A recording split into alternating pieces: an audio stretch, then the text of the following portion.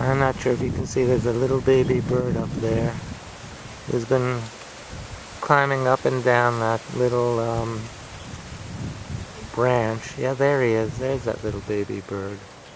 And he has a brother or a sister as well. There he is. Little furry thing.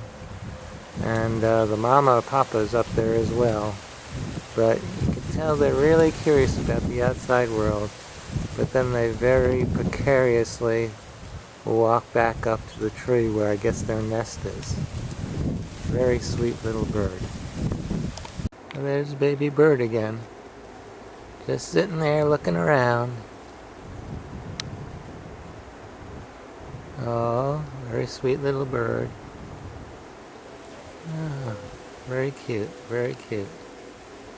Hi baby bird, hi baby bird. What do you see? What do you see? Here are some other birds, as you can see, and there's another nest there.